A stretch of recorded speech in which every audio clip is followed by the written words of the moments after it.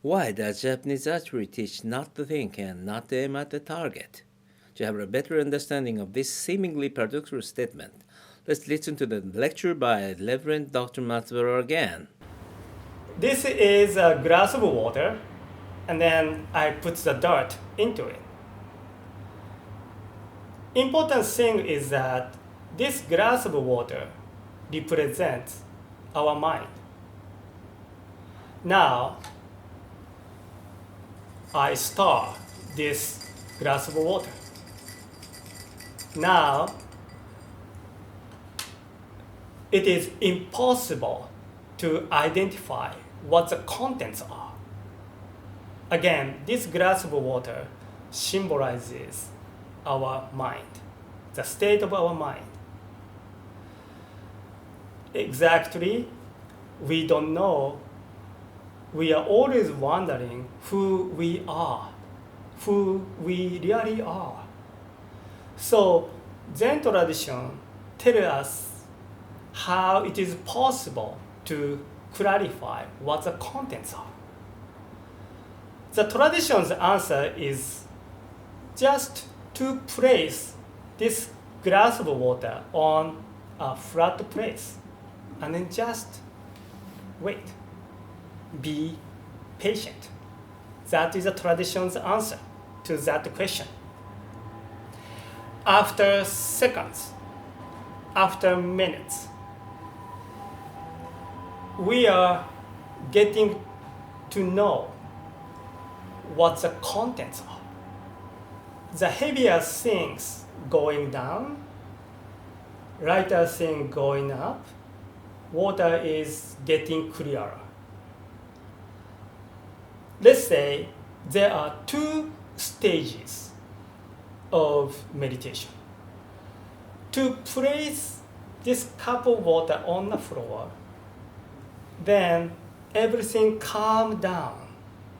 That is the first stage, first phase of meditation. The second stage of meditation is the situation we can find something new. The something new I couldn't recognize when had picked up the dirt before putting into this cup of water. Oh, I didn't recognize small bag here.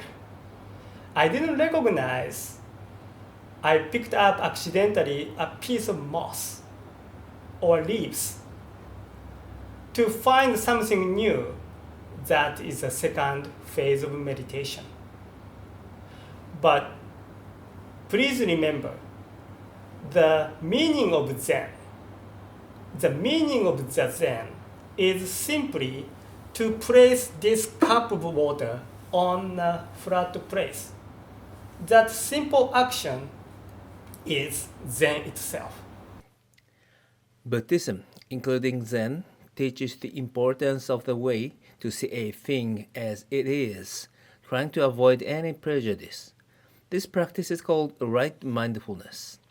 According to Zen Buddhism, when you shoot a bow, the very process of thinking of the target or aiming at them is regarded an unnecessary superfluous noise, that's to say, an obstacle in an attempt of the right mindfulness.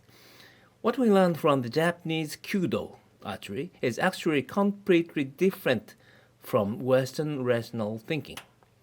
Why does Zen address that an archer shouldn't aim at the target at a glance? It's seemingly irrational idea, but actually it has also a rational background.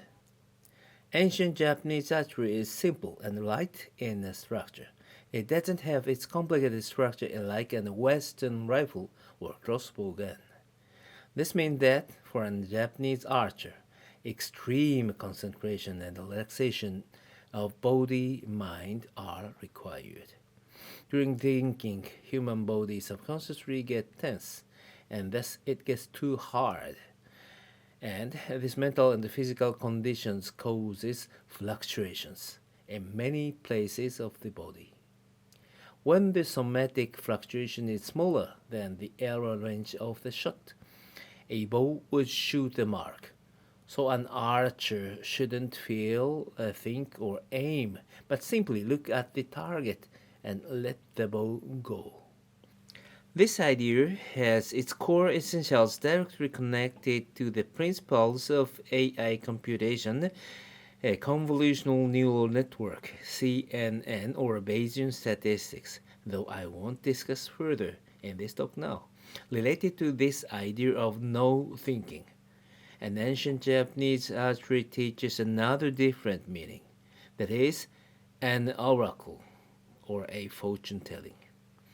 Ancient Japanese people thought that, while having even no instant moment of thought, an archer simply draws a bow and the arrow goes after the god's will.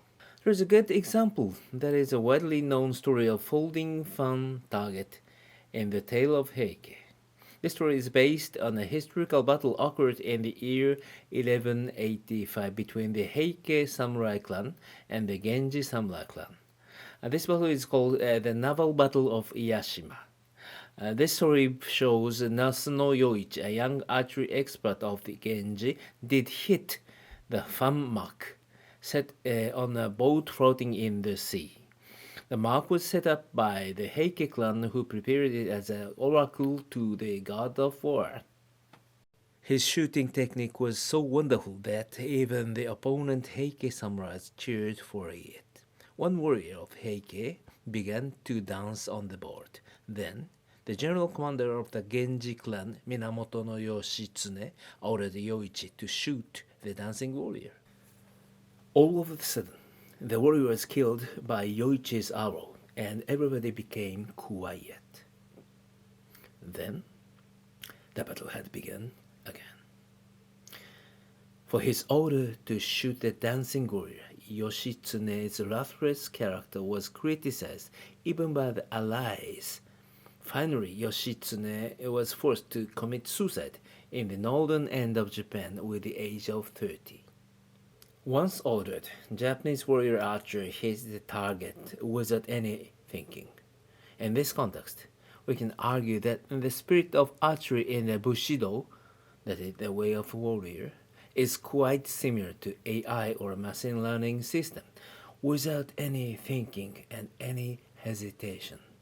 If we think that a living sniper shoots a living human as his or her target, we would easily see a variety of hesitation and psychological disturbance. But under AI system, in fact, a military drone would shoot the target without any thinking and any hesitation, restlessly. AI ethical problems related to the lethal weapon is very important, so I'd like to leave it for another occasion.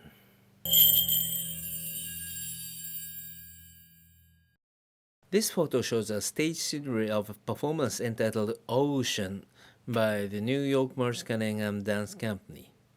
This is a posthumous work of the music director of the company, John Cage, a collaborator and old